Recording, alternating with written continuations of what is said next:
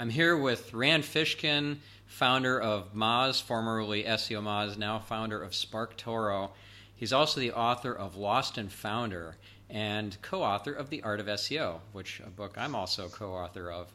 And I am just so excited to talk to Rand here about how his book came about, the Lost and Founder book, and kind of the aftermath of the book and what's happening in his life and how this could apply to us in the business world and in the SEO world, the social media marketing world. And so thank you so much for being with us today, Rand. Yeah, my pleasure, Stephan. Always good to chat with you. Yeah, and so let's start by kind of debunking some myths about the startup world. Like, what are some of the world's worst myths about the startup world? I mean, the one that I think particularly bothers me, especially right now, is this idea that if you want to be a tech startup, the only path or the best path or the most respectable path is to be a venture-backed company. And that's not to say that there's something necessarily wrong with venture. I mean, I think there are many challenging issues with venture capital as an asset class in terms of its performance and, you know, how LPs are doing and all that kind of thing. But I think the bigger issue is that for, you know, millions of entrepreneurs, we, because I certainly was part of this group, believe that if you want to be taken seriously, you have to raise money from, you know, a respectable venture firm. And that is not the only way to build a company. In fact, that is one of the least optimal ways if what you are trying to do is build something that will last, that is likely to be profitable, that is likely to be healthy for you as a person and for the people, your team, and that's likely to provide long-term value to your customers. And the reason that's true is because the venture world sort of works like this. You know, let's say you and I, Stephan, we start a venture firm. We go and raise a bunch of money. You know, let's say, you know, $200 million, $300 million from some limited partners, and we go invest. Our expectation, statistically speaking, is that we're going to put money into maybe 200 companies, and 8 of those companies are going to bring significant returns, right? 5 to 7 times our initial investment, hopefully more than that, hopefully more like 10 or 20 times. There's going to be another 20-ish companies that we invest in that do okay, not great. Maybe they make us some money, maybe they make their founders some money. And then there's going to be, you know, 176 companies that we invest in that die, right? That don't survive 5 years, that don't return sort of our minimum expectation, that probably make very little money, that mostly underpay the people who work at them, that don't provide much value for any customers.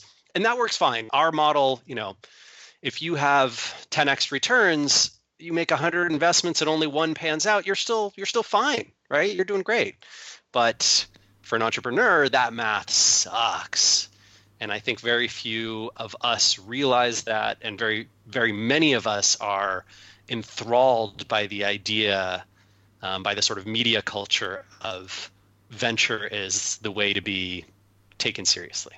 Yeah, but isn't that the only path to becoming a unicorn? No, it's not.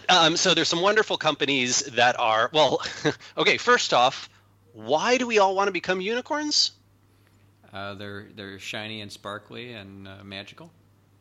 Yes, excellent point. No, I think there is a shiny object syndrome in entrepreneurship, right? That I want to be a unicorn because why do you really want to be one? Well, because that's what everybody talks about as being the thing that's good. Yeah, that's what everyone says. Let's define unicorn first of all for our listeners, in case they haven't heard that term in the context of a startup. Sure. I think in the venture-backed startup world, unicorn is companies not who've made money or who've done anything necessarily for customers, but companies whose venture investors have valued them at $1 billion or greater in an investment round. Yeah. which is an odd way of putting it. But yes, so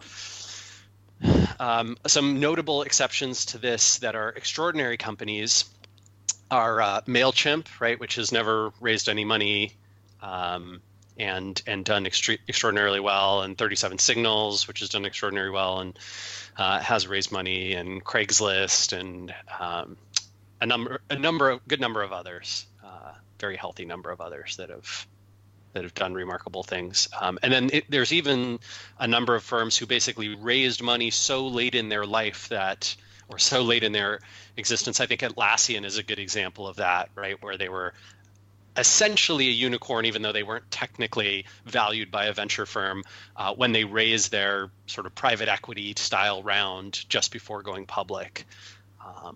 So you can absolutely, if your goal is to build a $1 billion plus company, there are absolutely ways to do it without raising money. That being said, I think if that's your goal, venture might be okay, as long as you're on the same page.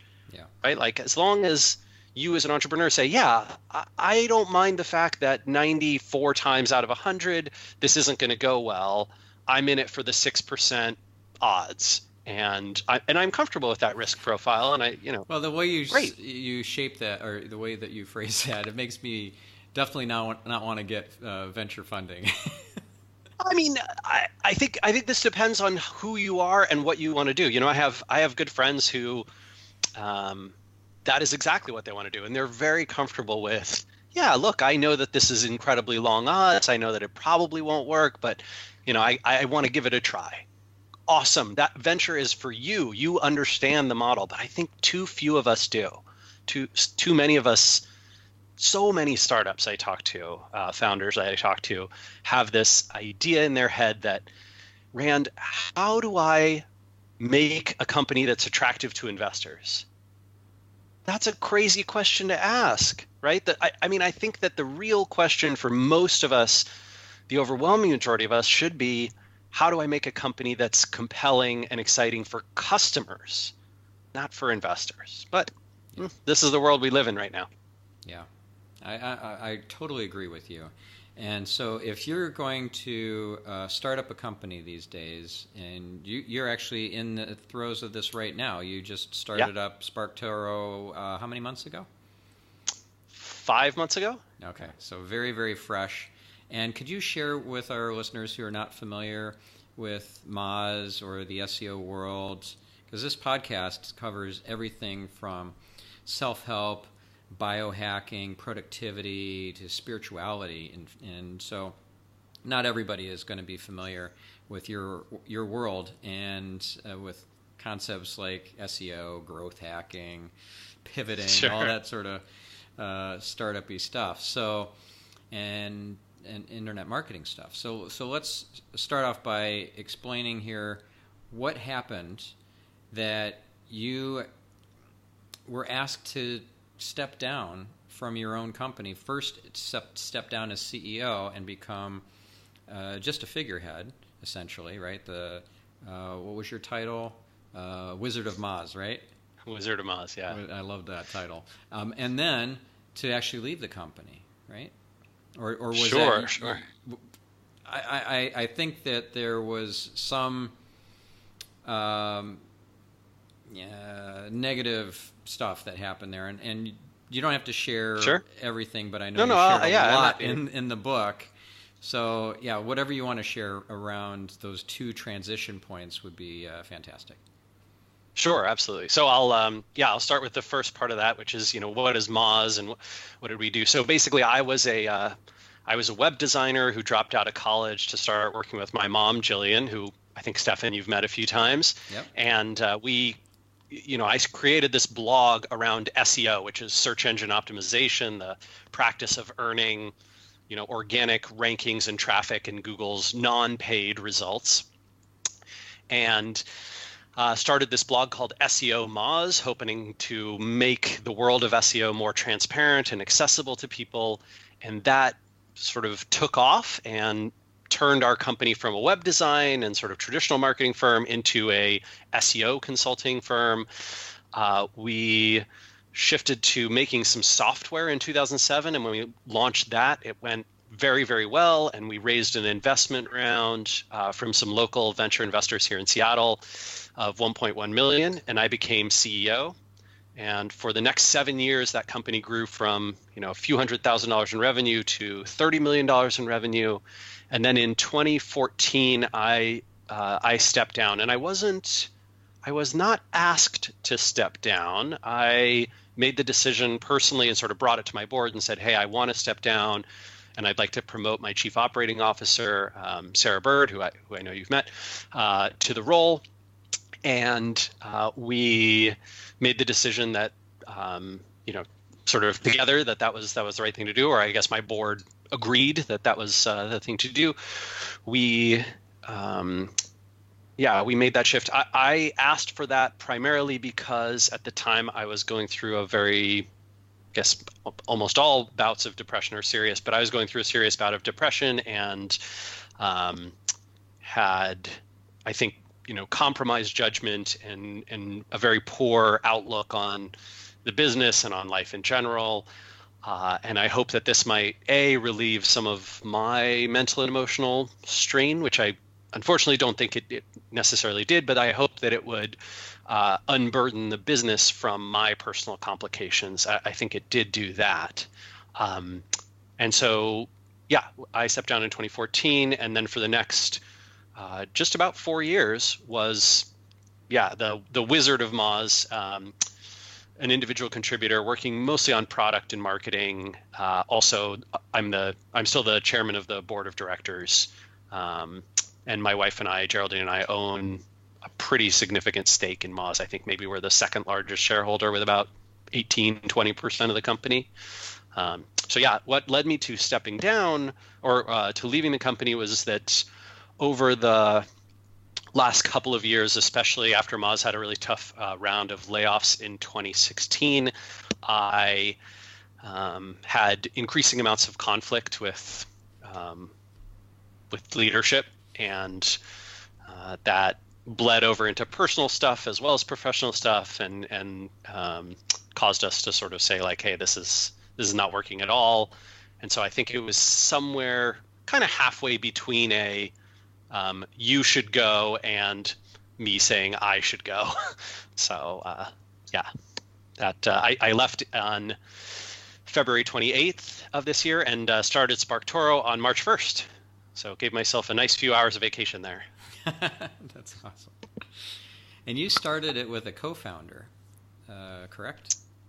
Yeah, so SparkToro, I started with Casey Henry, who I had worked with many years ago at Moz, and he also did stints at Wistia and HubSpot and Ookla after that.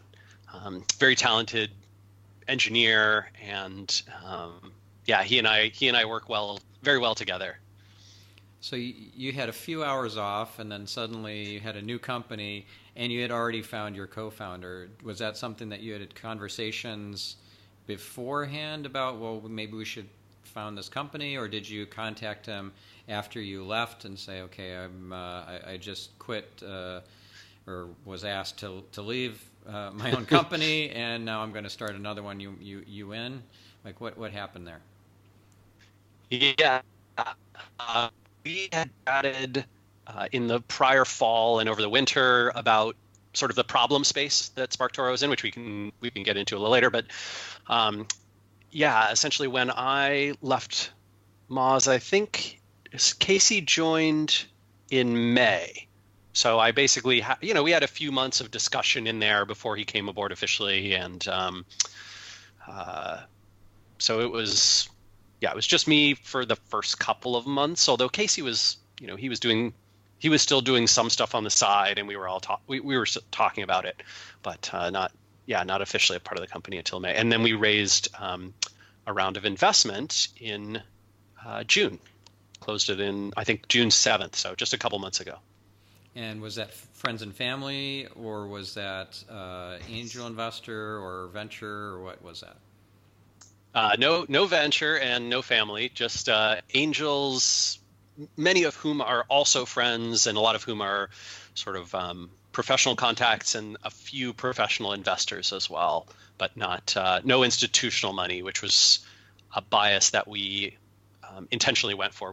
We raised a very unusual kind of round, and wanted to give ourselves a lot of freedom and flexibility in terms of what the company could be, rather than saying, hey, we're going to go, the institutional capital path and only be $100 million plus company or a failure.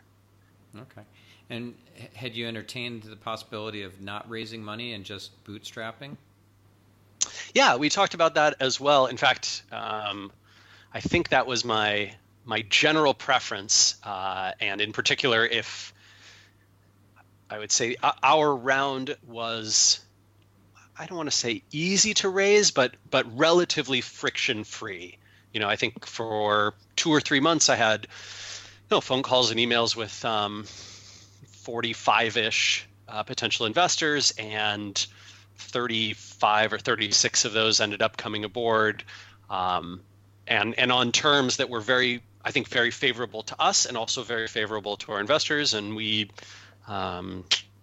basically decided that, hey, if we can close a round with all the, with the structure that we want, it'll give us a lot of freedom to concentrate on product and making it great in the long run, and not have to kind of panic in the first 3 to 6 months to get a relatively shoddy version, first version out. We probably also would have had to do some consulting or other types of revenue generation, and we really wanted to just focus on the software side. So the round was great, and certainly takes a bunch of risk off the table. I think I probably would have used up all of mine and Geraldine's savings on the business otherwise. Gotcha. So would you like to share or not like to share the amount of money that you raised in that round? Oh, sure. Yeah, so we raised $1.3 million. And like I said, from I think 35 or 36 investors. So the average was around $40K per person. Some folks put in as much as $100K, some folks as little as 25 or so. And we essentially, the plan is to use that money to as really a buffer. We've spent very little of it. I'm not taking a salary currently. Casey's taking a below market salary. I think a big portion of what we're spending right now is on healthcare for the two of us, because healthcare plans in the United States for small businesses are extraordinarily expensive. And we're both working from home, so no office.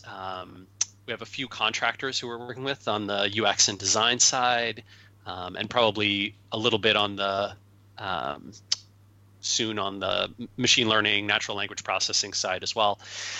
And the plan is to be very, very frugal, be able to use that money to give ourselves a lot of time to get the product right. So we hope to have a first version out in like Q1 of next year, and we'll iterate from there. But I think that many startups, there's another problem with the venture backing bias, right? The idea is once you raise this money, you're supposed to spend money fast in order to make quick progress.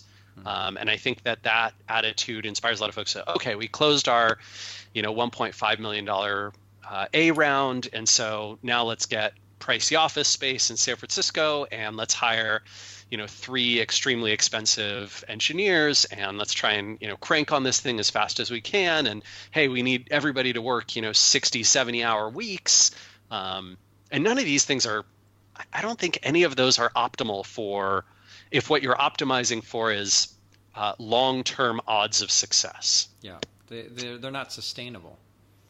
No, I mean, those hours are not sustainable. I think those hours, I was having a conversation with a friend of mine on Twitter about this, that, we both sort of agreed there are weeks where we feel like, hey, I've put in an 80-hour week and felt good about it, but I don't know if I've ever put in 3 or 4 in a row and felt anything but, just dead. And you can see all the stats, right? If you and I go and we have a week where we work 30 hours or 10, and then we take a test, right? A challenging test, we'll perform really well. Like we will do very well on that standard test.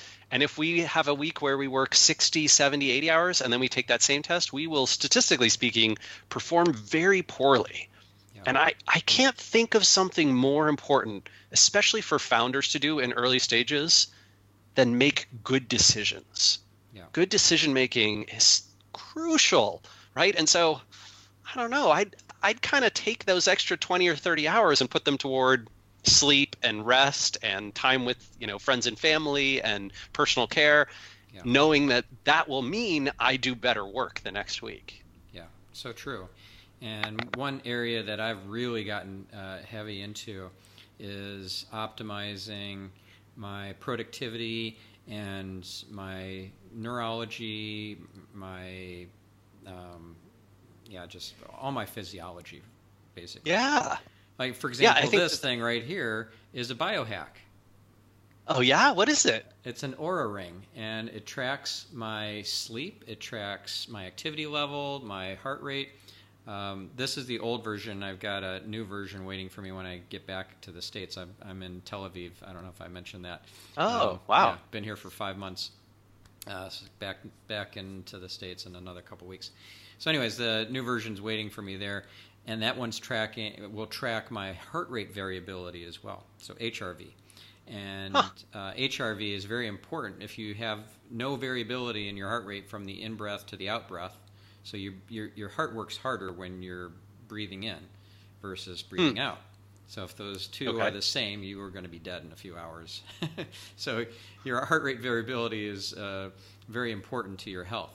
And you can compare your heart rate variability to your breathing and say, well, I'm going to synchronize the two to each other, and then that will facilitate you getting into an alpha brainwave state. So I've gone to this place up near you, actually, in Seattle, called 40 Years of Zen. And I've had the CTO of 40 Years of Zen on this podcast talking about neurofeedback and how to optimize your brain for massive amounts of alpha waves and creativity and flow state. Really, really cool stuff. So we did a full deep dive kind of training on neurofeedback for 5 days, and my wife and I did this, and it was incredible. So there's so many biohacks and brain hacks and so forth that you can do. And one of the most damaging thing that most of us do to undo all the great brain hacks you can do with things like supplements like Siltep or aniracetam or unfair advantage or any of that sort of stuff. I take a lot of supplements too. The fastest way to undo all that is to not get enough sleep. Yeah, totally. Yep. So if you're working 80 hours a week, unsustainably so, of course, because there's no time for meditation and for downtime and for family, friends, hobbies, fun. Yeah. It's really, really damaging to all sorts of relationships, but it's also damaging to your sleep and thus to your brain and all your physiological processes. Yeah. So I mean, I think you and I are obviously in complete agreement about this, that I think that there's a hey, if there's a week where you need to put in crazy hours because that's just sort of how things go, okay, but if you can slow that roll and bring it back down to under 40, under 30 for a week or two after, I think that's actually an extremely good decision. And unfortunately, there's a lot of people in Silicon Valley culture, startup culture, who believe the opposite, right? That it's a badge of honor to be extraordinarily, overwhelmingly busy, not necessarily productive, not necessarily making high quality decisions, but at least busy, or the appearance of busy, for months or years at a time. And I think that's a pretty terrible way to go.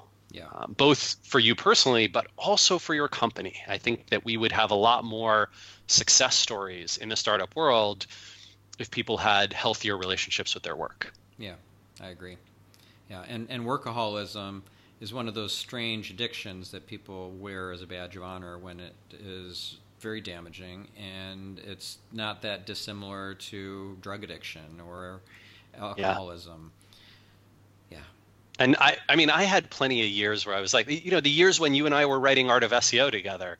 I mean, I was CEO of this, 20, then 30, 5, then 10, then 15, $30 million company, um, growing fast, hiring, managing executive team, blogging, doing Whiteboard Friday, speaking at all these conferences and events, and then also writing a book on the side.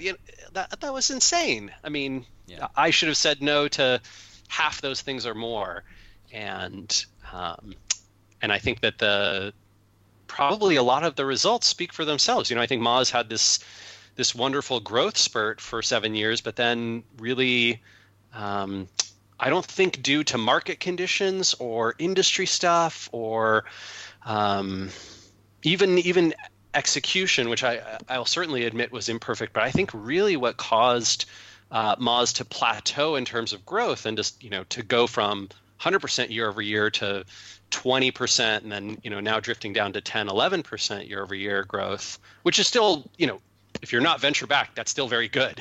But if you are, it's a little bit of a stuck in the middle form. I think that was decision making, poor strategic decision making around, and all on me, right? In terms of what we should have been doing, what we should have been focusing on and not focusing on, and where to spend money and effort and hiring energy, all that stuff. Yeah. Yeah. So do you think the unsustainability and the hard driving, kind of the VCs pressuring you and the team to just not get enough sleep, but just hit the numbers and all that, do you think that contributed to your depression? Let's see. So first off, I want to be very fair to my investors in that they were not very personally or professionally pressuring with me or with the company.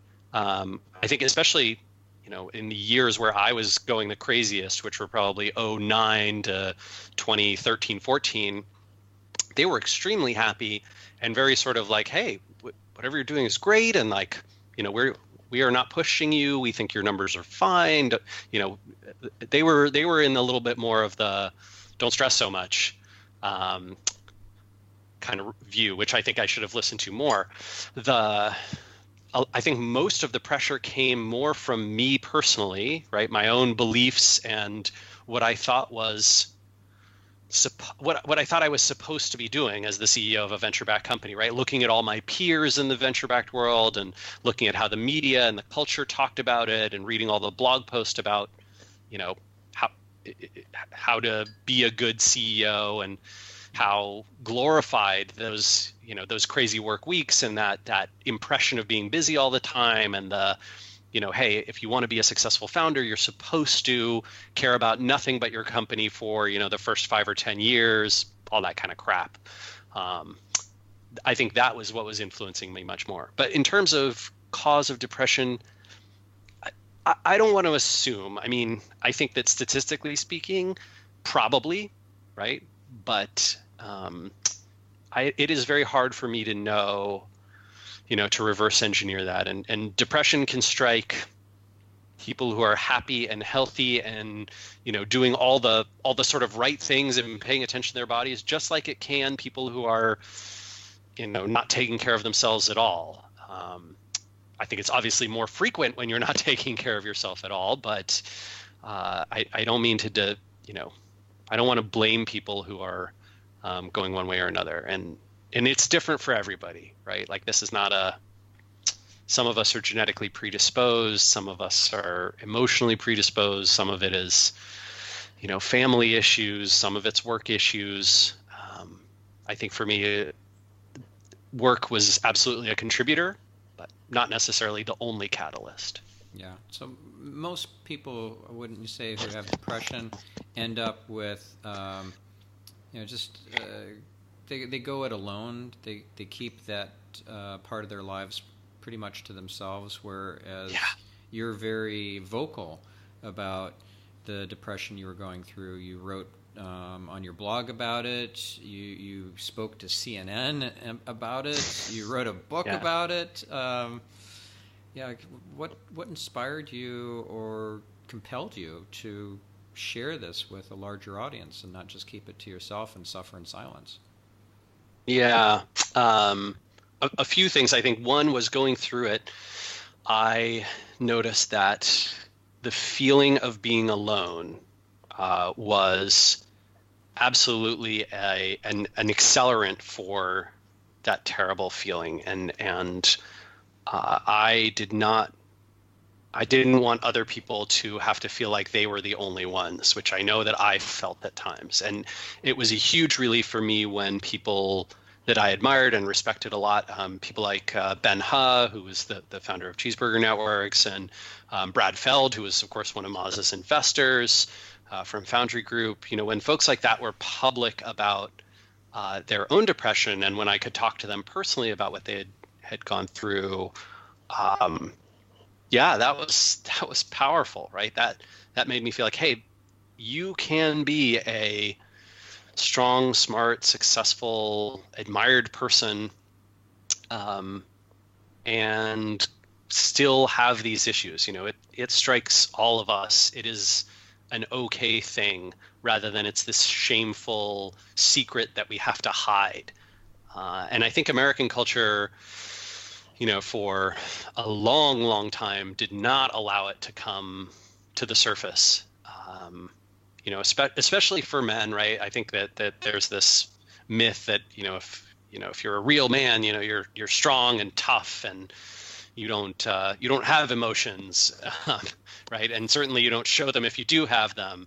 And I really hate that culture. I think that, you know, my dad was definitely a part of that generation, and that, you know, inculcation of culture. So I wanted to reject a lot of that. And, you know, this is not just true of issues like, you know, emotional stuff and anxiety and depression, but also true of a lot of other things, right? I think that the conversation that we're having today, right, and the book that I wrote and those kinds of things, they probably mean that if I want to raise venture capital in the future, that's going to be very hard, right? Because a lot of investors are going to be like, I'm pretty sure I remember you trashing on us hard, so no, not interested.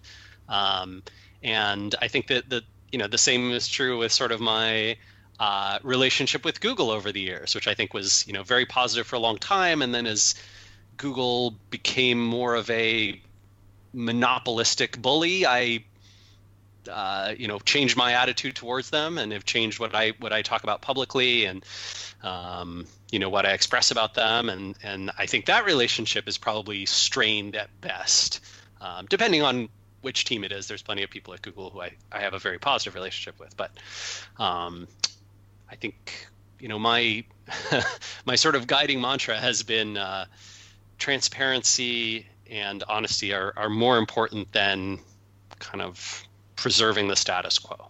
Yeah, honesty is really top of the list. In fact, a good friend of mine, Sam Zertok, he told me about the honesty test, which he incorporates into job interviews, and I think is brilliant. I've been incorporating into my job interviews too now.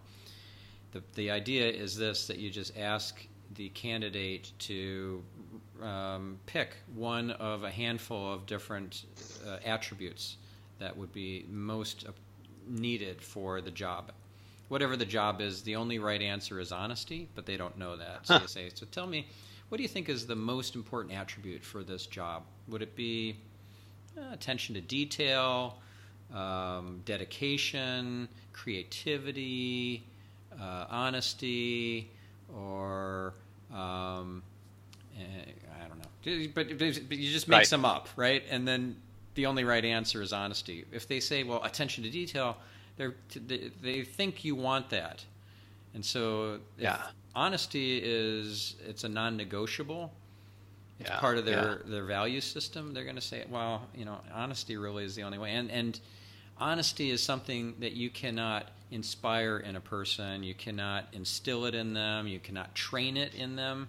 If they don't have it, you're screwed, and you take them on board. So it's just that's Yeah. I think a secret weapon to getting really great people, that and doing the um, personality assessments like DISC and Colby and StrengthsFinder and Fascinate Test from Sally Hogshead.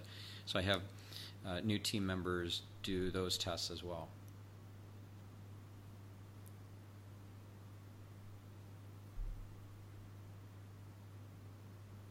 Oh, are you still there?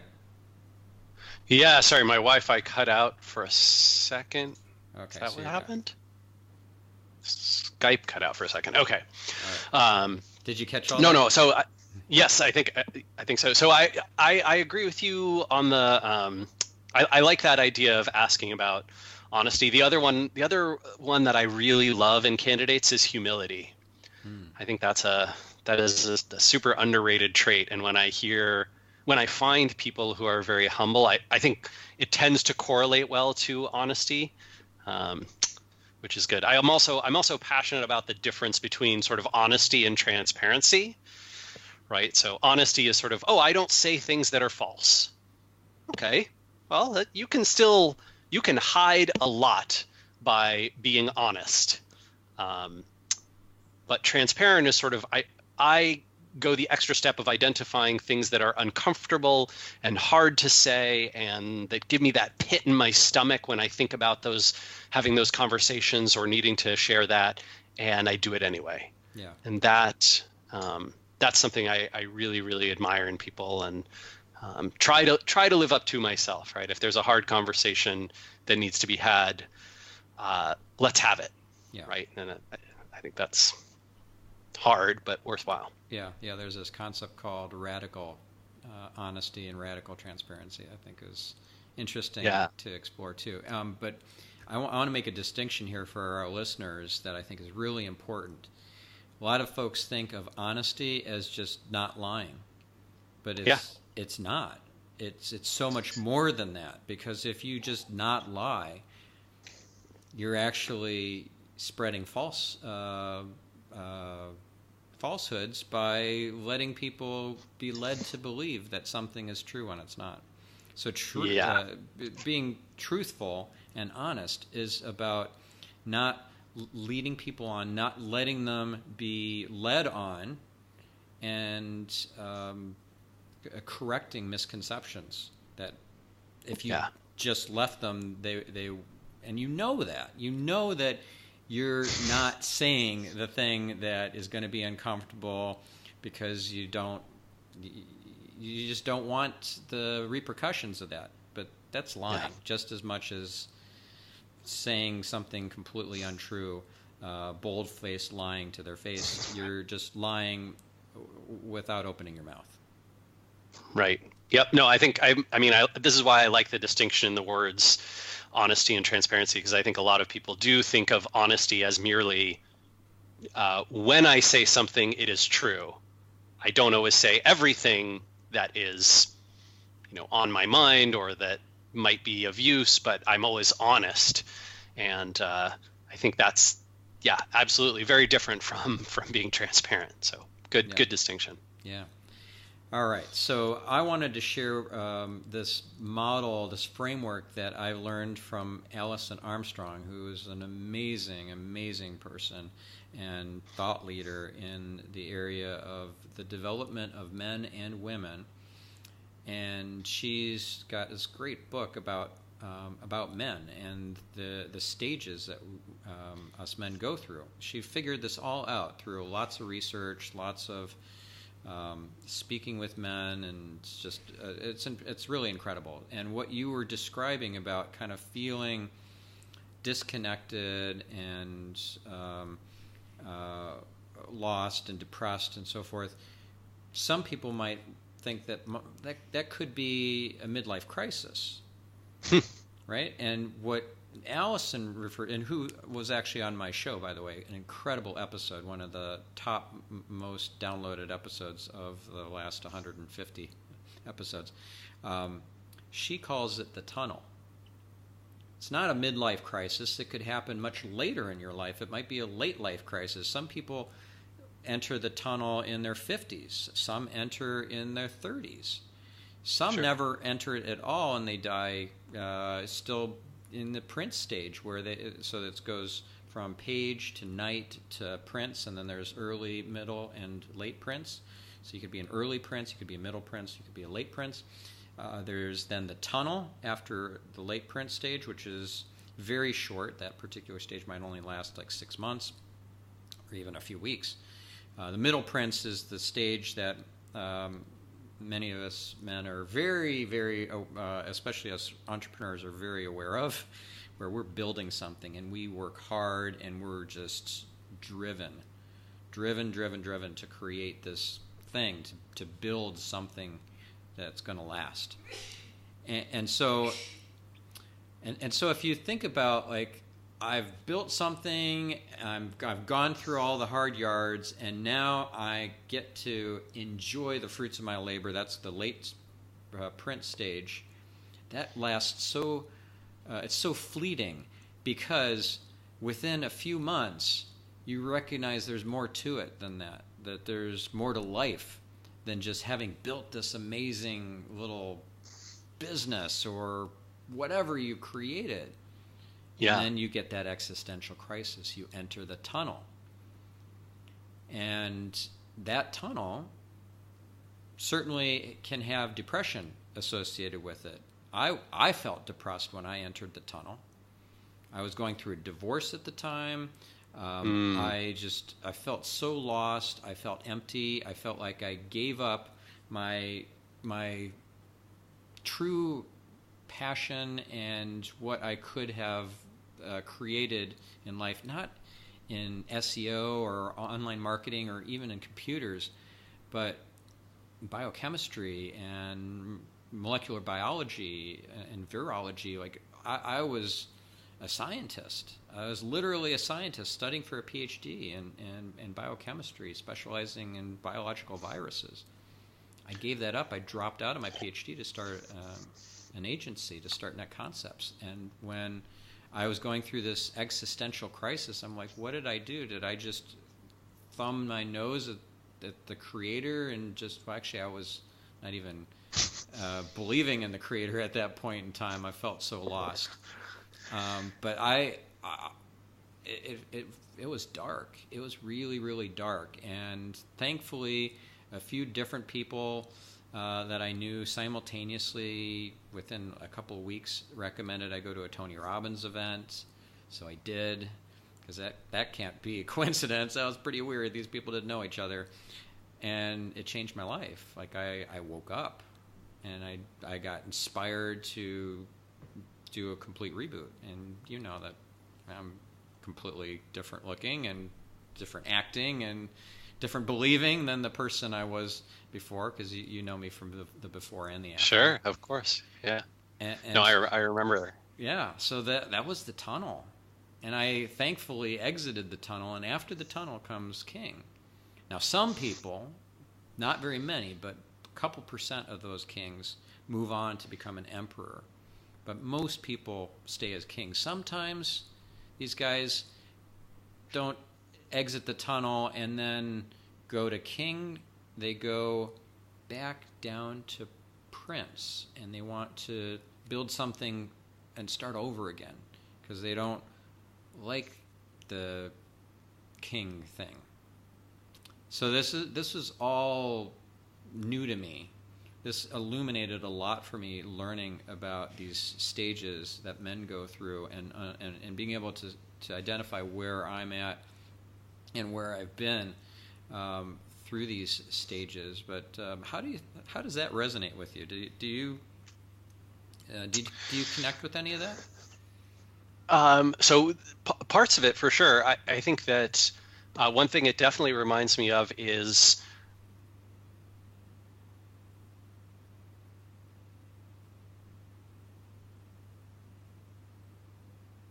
small parts of our professional life, but they're not sort of our entire professional life. But, you know, as I went through the publishing world, and certainly as Geraldine, my wife, went through publishing her book, you know, that feels very familiar to a lot of what I've heard from, you know, friends of mine who are now, you know, who are writers, friends of hers who are writers, where they, you know, they put all their sort of lifeblood into this work, and they publish it, and they have a few months of sort of reveling in like I'm a published author now, and my book is sort of become my life and what I'm known for. And then of course, it turns into this, now what's next, right? And I think that can come from inside. It's also very strong externally, right? Everyone in your life is asking you, what's the next book? And so I've definitely seen kind of what you're talking about. I haven't heard those particular nouns used to describe the stages, but the stages sound familiar. Yeah, especially in the literary world. Yeah. So, what would you tell your critics, your detractors who are hating on you for oversharing, for airing your dirty laundry in the book and on CNN and Sure. on your blog and so forth? I mean, gosh, so most of the people who are negative about the stuff that I share, it's almost all, in fact, I would say 99% plus of the people who are negative are not negative on sharing around depression, anxiety stuff, or building a company stuff, or whatever it is, venture stuff, SEO stuff. It's almost always political, right? It's something like, how dare you share your political views? I was following you for information about SEO and those kinds of things. And that I don't care.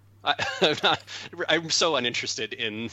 I think that if you have been following, me or anyone else, and you like what they have to say, and you're impressed by sort of the perspectives that they bring, and you feel like they've added value to your professional and personal life, and then they share a political opinion you don't agree with, well, maybe you should investigate or explore whether, if this person seems wise on these other subjects, potentially maybe they have some wisdom to share on this. And you can still disagree. I think reasonable people can disagree about all sorts of things. But that seems to be the big one.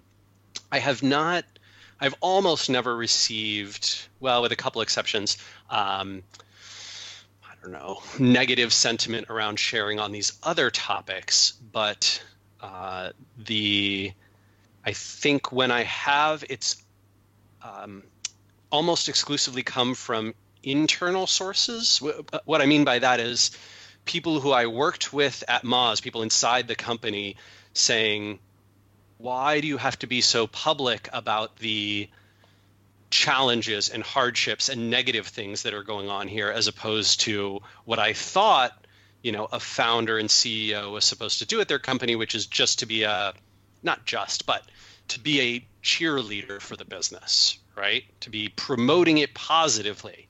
And my answer to that has always been the same, which is, A, you knew what you married, right? When you came aboard Moz, you knew, I hope you had read the blog. I hope you had sort of had some exposure to what the company was like and what I was like, that this was the way I operated, and this was the kind of company that I wanted to build. And this is part of our value set. And so if that's not a match, I really encourage you to go somewhere else. I mean, Apple, Facebook, Amazon, these companies are extraordinarily secretive. There's a lot of places you can go that hide all the negative stuff, right? Or do their best to hide the negative stuff. So if that's a company you want to join, great.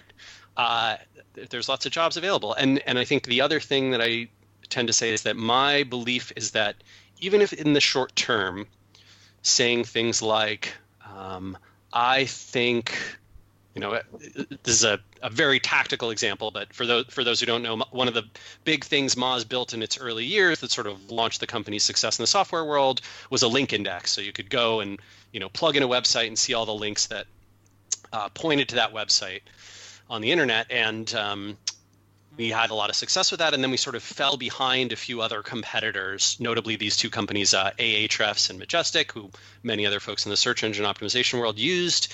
And I would talk publicly about that, right? I would say like, hey, I use our link index for this, but I use our competitors for these other things because we're not good enough and we need to get better.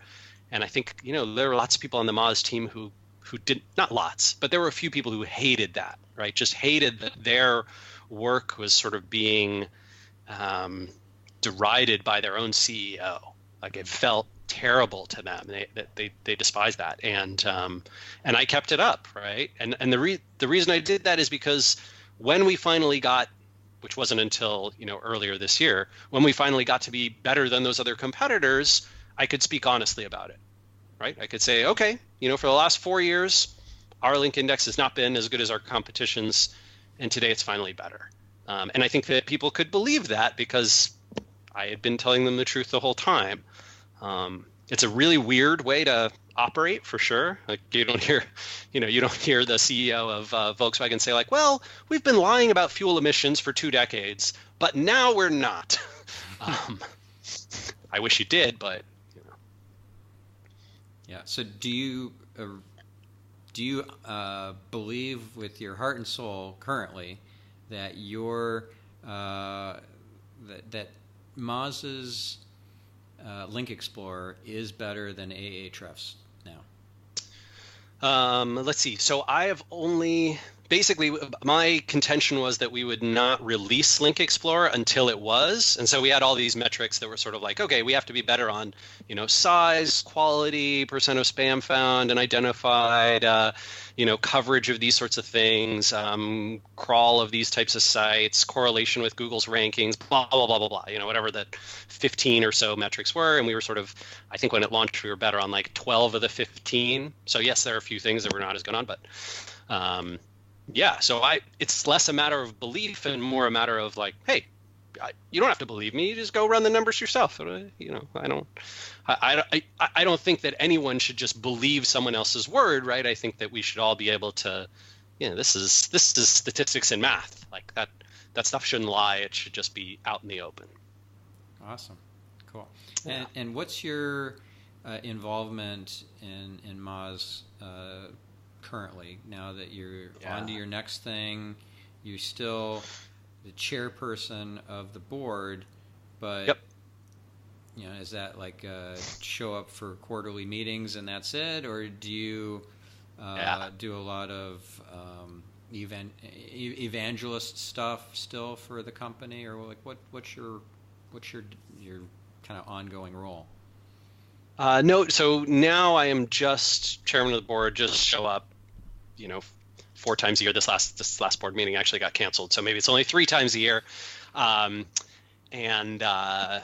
Yeah, that is pretty much it. No evangelism. I think I have a few things like a non-compete agreement, and but otherwise, no particular involvement. Oh, and obviously I'm a shareholder, right? So I like to disclose that when I say things like, hey, if I tell you Link Explorer is better, you shouldn't believe me. You should go investigate yourself and look at the third party, analysis and all that kind of stuff, because I am a substantive shareholder. Yep, makes sense. So what do you think of these kind of startup concepts? Well, they're popularized by the startup world, like pivoting and growth hacking and stand-up meetings and some of this. Is it a bunch of malarkey, a bunch of like spin, or is there real substance to this stuff? Is it new and innovative and important for all companies to learn from the startup culture? I think that you can probably pay attention to things that are going on in the startup world and get some valuable tactics and strategies. But I think that like anything else that is being hyped and earning a ton of popular attention, there's an over-indexing that happens, right? The pendulum swings too far. So there's a lot of companies and marketing, in the world of marketing, that overly obsess about finding that one growth hack that's going to transform their business, as opposed to sort of building a healthy flywheel that scales with decreasing friction over time and that gets better and better, but is more of a slow burn. And I've seen a lot of companies over-index on that. Same with pivoting, right? There's, I think, a lot of companies, especially early stage companies, that think, oh, well, we'll build this. If it doesn't work, we'll just pivot, and then we'll pivot to the next thing. And the pivot is a tool that, it's for emergencies only, right? And I think they that use people it as who a crutch. rely on it, yeah, right.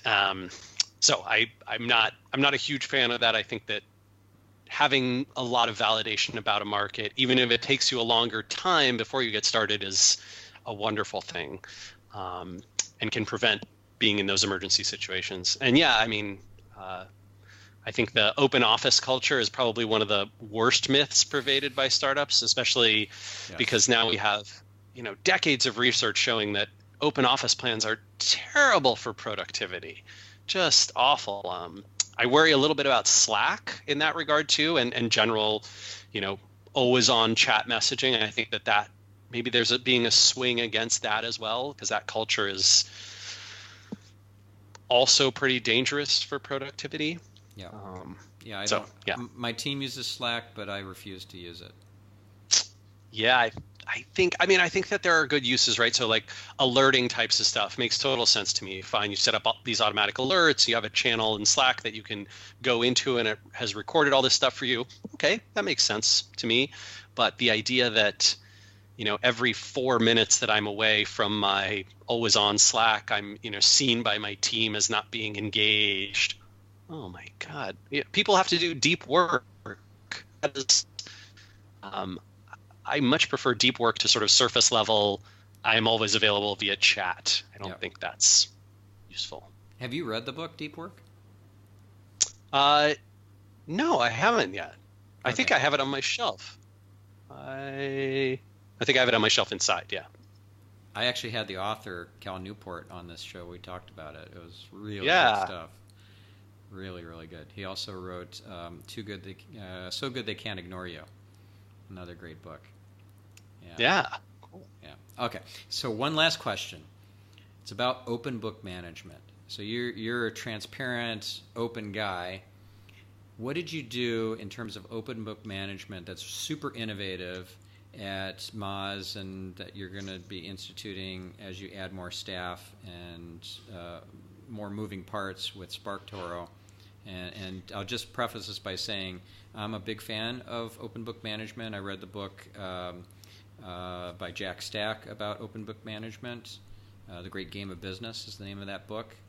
And I think keeping your team abreast of what's working and what's not working and what the scoreboard is and what matters on the scoreboard is super important.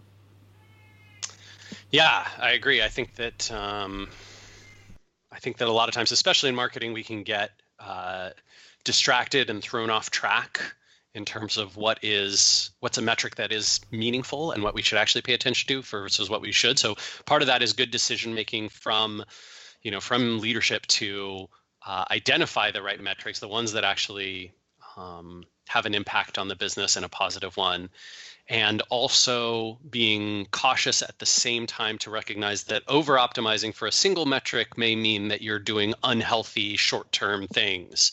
And so keeping in mind kind of here's short-term metrics we care about, and here's a long-term goal or overarching strategy with values that we're unwilling to violate. I think that holding that in your head and being able to communicate that well is hard. It's hard for people to pick up on. People are not good at nuance. Human beings just generally don't like complexity. I think that's often why politics is such a bad field, is that simple messages work and complex nuance is what's real. So I think I have a lot of empathy for leaders who struggle with that. But in terms of innovative stuff that we did, I think, obviously we were kind of early in the game of being very transparent about our numbers, right? So we would publish our numbers publicly every year about how we had performed despite being a private company. And we did that, I think when I was CEO, monthly and then quarterly internally, right? So some folks even a lot of folks subscribed to the daily numbers of how Moz was doing. I think they ended that a couple of years after I stepped down. But anyone for a long time could just say, yeah, I want to see the daily counts of how many people are subscribing, how many people are quitting, what's going on, and that gave people a real mouthfeel for, we had an outage for a week on our ranking data. How many people quit? and what did that do to our numbers versus, hey, we had this launch, how did that contribute to our growth? And yeah, it could be, I think it was hard for a lot of people who, I can see why CEOs don't do it, because it was hard for a lot of people who had been used to sort of these, many years of, massive growth, and then saw that growth plateau, slowing and then plateauing. Yeah, that can hurt, right? Yes, yeah, for sure. All right, so we're out of time. Thank you so much for bearing your soul and just being really open and vulnerable with me and our listeners. If folks want to follow you on Twitter or other social media, if they want to read your blog, where should they go? Yeah, so the blog is at sparktoro.com/blog, and you can find me on social. I'm most active on Twitter, where I'm at Randfish. And Stephan, it's been a real pleasure. It's always great to talk to you, my friend, and I love seeing how well you're doing. It is it's just great. Oh, thank you. Well, you've been a great friend, and I really appreciate our friendship and our co-authorship status, and just hanging out at conferences over the years. And I miss seeing you. It's been a while. It has. Well, we'll have to hopefully fix that in the year ahead. Yeah. So. Yeah. All right. Awesome. Well, thank you so much. Take care of yourself, man.